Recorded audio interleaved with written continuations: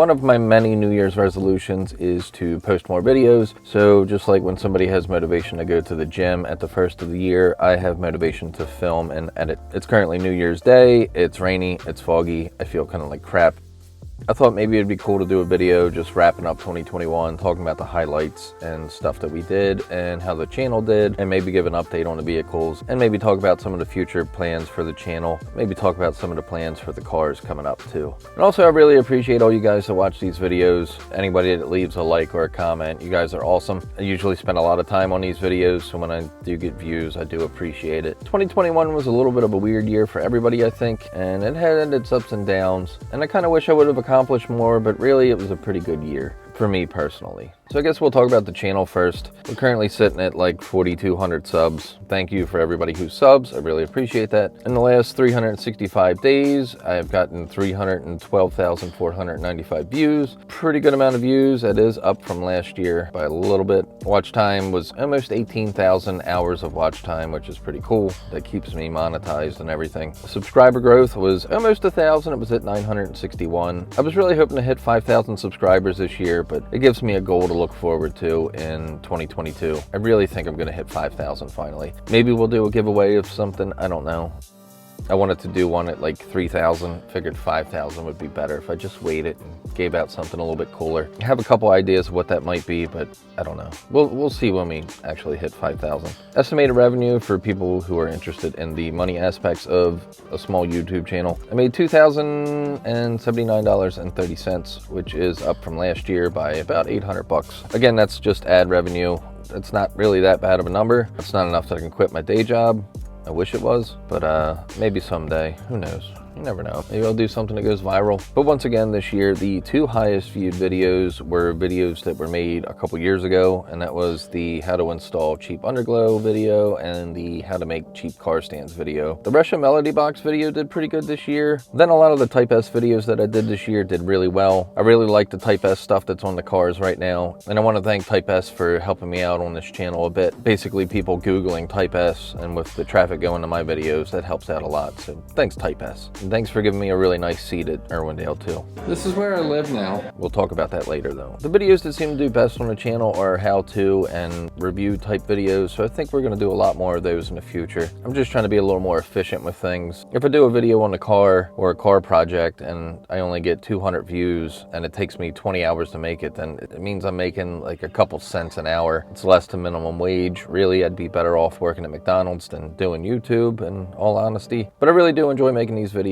It's fun. Hopefully you guys enjoy them too. It's a good creative outlet, and I like doing stuff that's fun. And this is fun, usually. Usually it's fun. As for car stuff, we did a lot of work on the 2011 Mustang. We got it drift ready, did the angle kit, welded the diff, and got a pretty good amount of seat time also. Especially with going to Ready Set Drift, I feel like I made a lot of improvement, and I owe that to seat time and just Ready Set Drift being a very patient organization with all my spin outs. I learned a lot at that first clinic and just all of their different events. I really got a lot of seat time. Club Loose was a little brutal when I went. I don't even know if I'm gonna make a video of that because it was so bad. That was my second time going to Club Loose, and it was just terrible. I went up going there on some tires that were just sitting around that were just really bad and had no traction. It was terrible. But anyway, I'm really hoping to get a lot more seat time with this car next year. It's still running pretty good. It did overheat a couple weeks ago. I don't think I blew a head gasket. I kind of thought that I did, but the oil looked pretty clean. I think maybe the coolant just got low. Maybe I have a leak somewhere. It still pulls pretty well, so I'm hoping that it's staying together. Hopefully I get another year out of the motor at least. The immediate plan for this car is to do a color change, and I really want to do some underglow on the car. So Type S, help me with some underglow, please. We also painted the Skyline, and we went to Formula D in New Jersey as a booth car for AutoZone, and that was a huge honor. It was a lot of work and stressful, and I feel like I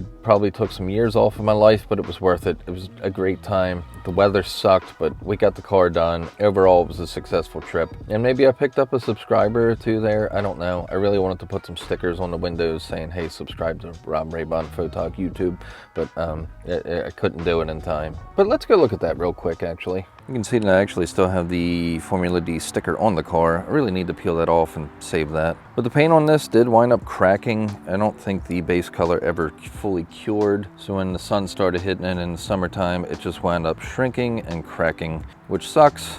I could just buy a Skyline like carbon fiber hood because most of it's on the hood. But it does give me an excuse to change the color. This color was really similar to the Autoflex colors, so nobody even really realized I changed the color, I think. I mean, the color flip does work really good on this car, so I'm not sure what we're gonna do next, to be honest. It's Amanda's car. We're not gonna talk about her cars. Might do a review on this again. That one just sits. I don't talk about the Volvo much, but I'd like to do something with this soon. I was using this for a daily for a little while, but now it's kind of sitting because I got a work truck with the company I'm currently working with. I really wanted to bag it, but bags for these things are way more than the car actually cost. Maybe I'll do an actual review on this car at least. This thing, for being $500, was pretty much the coolest deal ever. See, I got my old toolboxes in there. We're not going to talk about that car yet. That's Amanda's. You can see that the coolant actually, like, I don't know what it did to the vents, but I guess because I didn't clean the coolant off, it actually like bleached the color. Kind of a weird effect. But this thing's going to be a pain in the peel. I really want to get started on that like soon.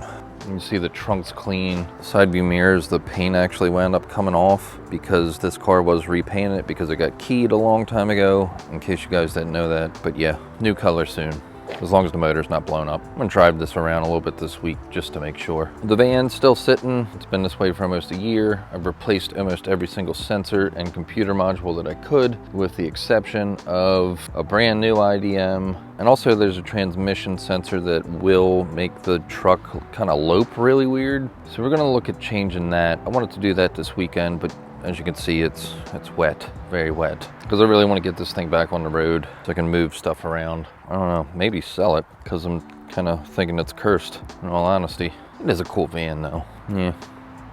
I also really want to get some new seats for the 2011 because these TMI seats, even though they look really classy, they're not very supportive. They've been in the car since 2015, except for when I had the white ones for a little bit, but I don't know. I might use these as furniture or something. If anybody has a hookup with a nice seat company, please let me know. I need a nice fixed back race seat.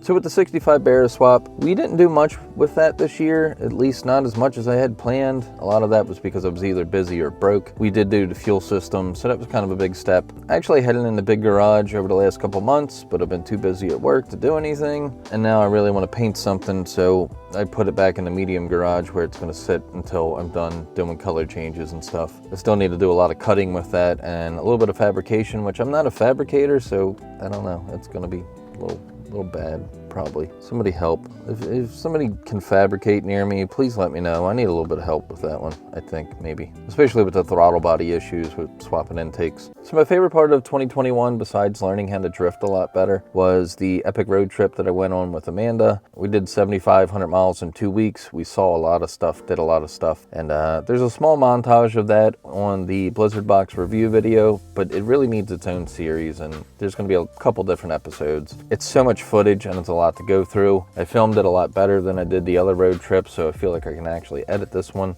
and make something out of it. The road trips from 2015, 2017, and 2019, I might edit those at some point, but just like Star Wars, I'm going to start with episode 4 of the whole saga. We'll go 4, 5, 6, and then 1, 2, 3, and then 7, 8, 9. So the main goal this month is going to be to just knock out a bunch of videos. A lot of my successful YouTube friends have said you got to post more and more consistent. So that's the goal, which means I'm going to be trying to shoot these a lot different. And I'm going to try to shoot things that are more evergreen than just me talking into a camera. I'm not much of a vlogger. And with spending a bunch of time on edits, it's not growing the channel. So we're going to try to make these quicker. Maybe the video is a little bit shorter too. I don't know. Comment below what you'd like to see as an actual fan. If you want to see more vloggy type stuff, or if you want to see more how-to stuff or more project car stuff, let me know. I want to know what the people think, especially my friends like you guys. So for the next few videos, we're actually going to be doing some camera gear review stuff. I have some lights and some rig stuff that I need to try out. It's pretty neat stuff, so stay tuned for that. And also stay tuned for the color change, because I'm going to be working on getting this color off very soon after I do some light painting with this car and with the Skyline.